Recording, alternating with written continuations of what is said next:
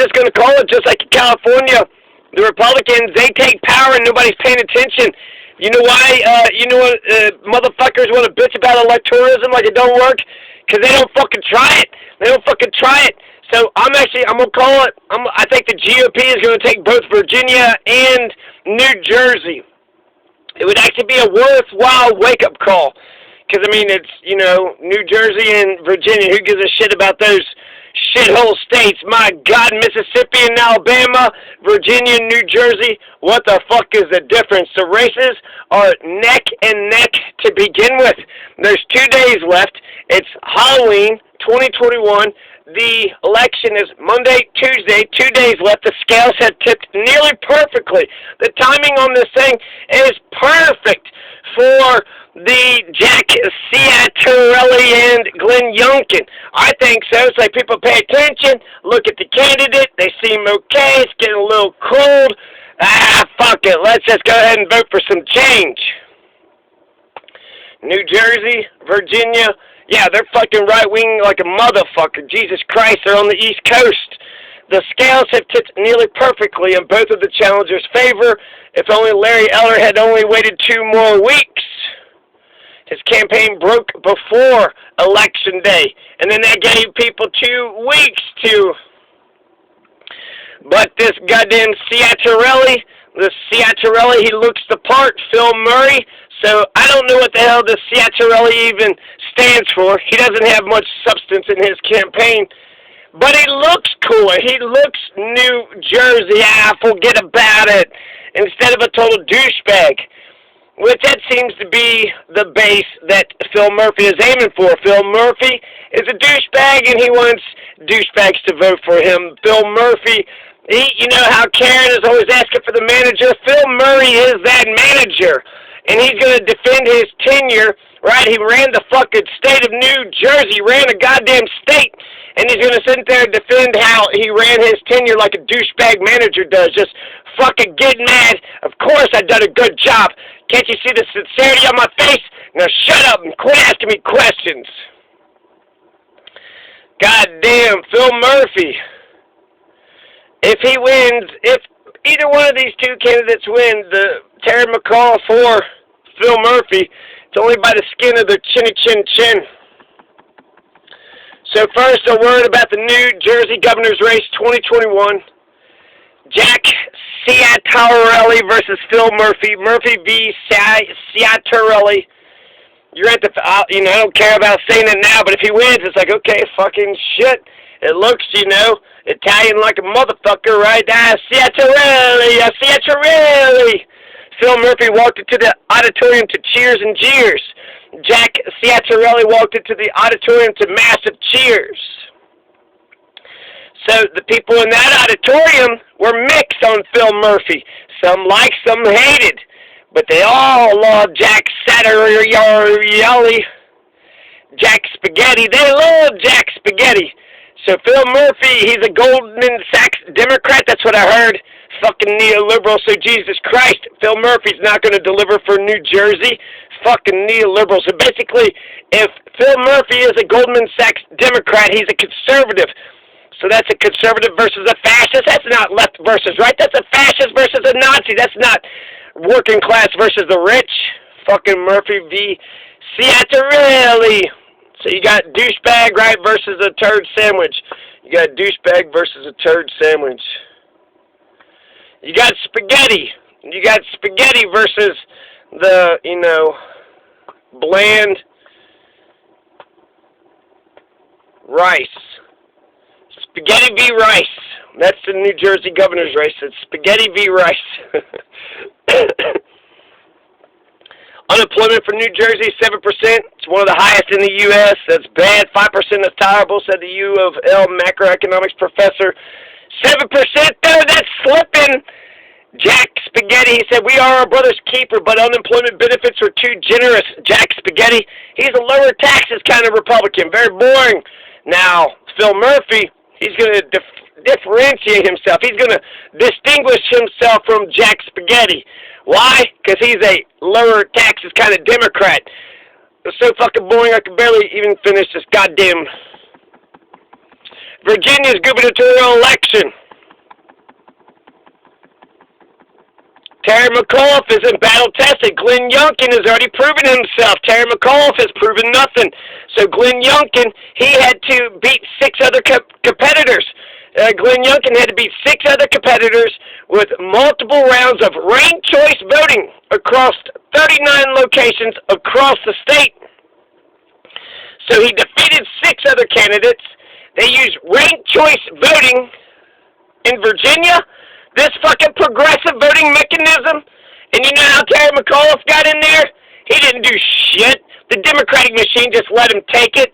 The turnout was like 20% because it's Terry McAuliffe versus, 5 fucking nobodies. No debates. Nothing was fair about it. No competition. Nothing serious. No sharpening with competition. Terry McAuliffe is not battle-tested. He's not battle-tested. So, no Lincoln v. Douglas debates. Nothing. Glenn Youngkin is battle-tested with fucking ranked choice voting. In order to win ranked choice voting, you don't just tip the scales barely in your favor. You got to have a wide, far, and deep support all across Virginia. To win ranked choice voting, you have to be people's number 1, 2, 3. The top 3 choice of everybody. So essentially, everybody's got to like something about you. So Glenn Youngkin, Glenn Youngkin. Let's talk a little bit about Glenn Youngkin. I got a lot of stuff here. You know what I am? Just going to read it all. Glenn Youngkin, the left-wing Democrats are more for institutionalized totalitarian schools, it seems like. Right, Terry McAuliffe, he's for the teachers. He's for the bureaucrats. And he's not for banning award-winning books. Now, the right-wing Republicans, Glenn Youngkin, is for, school choice. He's for the parents. He's for homeschooling. But he's also for banning award-winning books. So, Harry Potter and the Goblet of Fire, what book did you just read? What book did you just read, son of mine? You got Shel Silverstein's A Light in the Attic. You got Roald Dahl's James and the Giant Peach, Harry Potter and the Goblet of Fire. You brought Harry Potter and the Goblet of Fire. You brought A Light in the Attic by Shel Silverstein into this house. Awesome. Shel Silverstein's it's like the best poetry. A Light in the Attic. What's the other one he's got? Shel Silverstein is fantastic.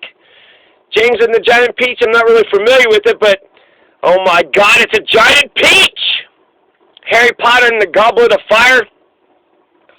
So Harry Potter's like a witch, and the Goblet of Fire is like the witchcraft or something. I don't. So yeah, I see the Republicans winning in both of these races. Not only is this Glenn Youngkin, battle-tested, he thumped 6 other competitors, all in ranked choice voting elections, which is fucking insanely amazing and super progressive in Virginia. The star of his Norfolk High School basketball team, he then goes to Houston's Rice University, studied engineering, played 4 years of Division I basketball. He's a Christian because his wife made him become one. This is Glenn Youngkin. She actually said, I really need to have our faith be in the middle of our marriage. Glenn Youngkin said, and he was like, man, I want that WAP. How else am I going to get that WAP, huh?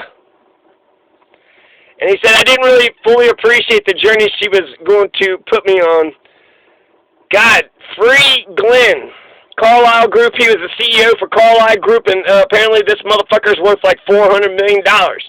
So Glenn Youngkin is, a multi-millionaire. He's a Christian because his wife made him become one. So no telling how far the brainwashing goes with that one. Terry McAuliffe says, if you don't get the vaccine, I'm going to make your life difficult. Glenn Youngkin said that Virginia is 44th in the nation for job recovery. Glenn Youngkin seems to be anti-gay marriage. Glenn Youngkin wants to defund Planned Parenthood and ban abortion. Terry McAuliffe says Glenn Youngkin is a liar. Glenn Youngkin said Terry McAuliffe is a liar. Glenn Youngkin says on COVID vaccine, if you don't want it, don't get it. McAuliffe said that was disqualifying because it's not being a mature adult.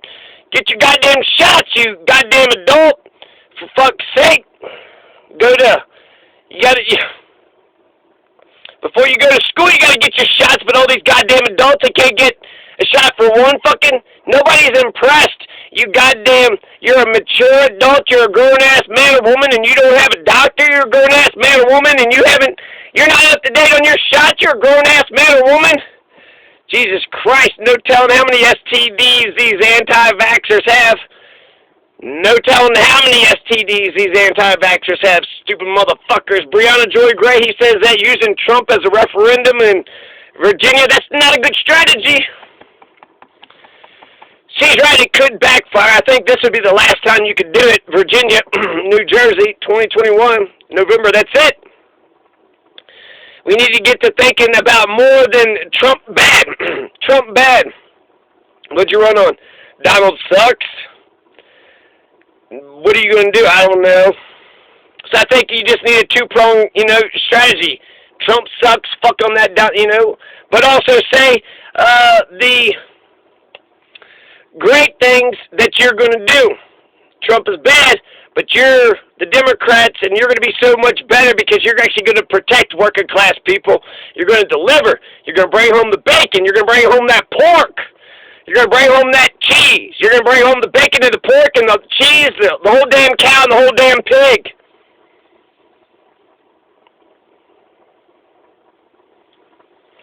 So I think it's the last year the Democrats could use that strategy because the shit that's going on right now is Trump's fault, it's Obama's fault, it's Clinton's fault, Bush's fault, it's Biden's fault too. The buck ultimately stops with Biden. So it's year one, right? But year two, you only got 3 more years, motherfucker. And really with 100 days, that's the, momentum, that's when you can get all the shit. So we're not going to get nothing done.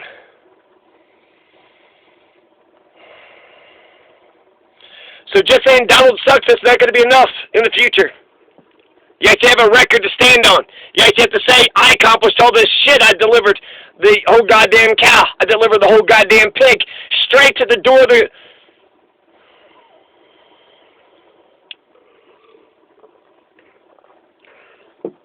COVID's partisan Glenn Youngkin supports the COVID-19 vaccine, but opposes mask and vaccine mandates. He supports eliminating the grocery tax, suspending the gas tax increase, offering a one-time rebate on income tax, doubling the standard deduction on income tax, cutting the retirement tax on veterans' income, and implementing voter approval for any additional increase to local property taxes, which the Associated Press has called the most wide-ranging and detailed plan of his campaign.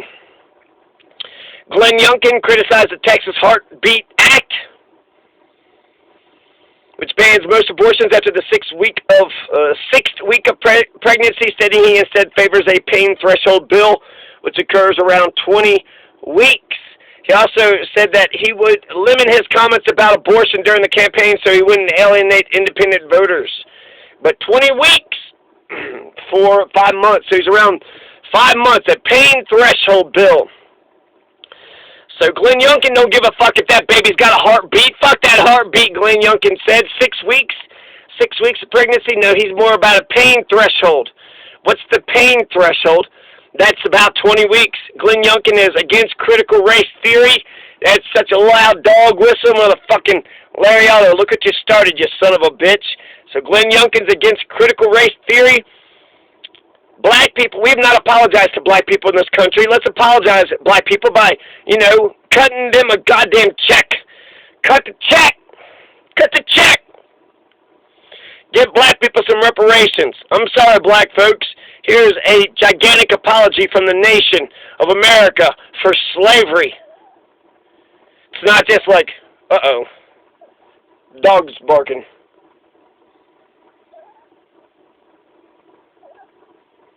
We'll be right back.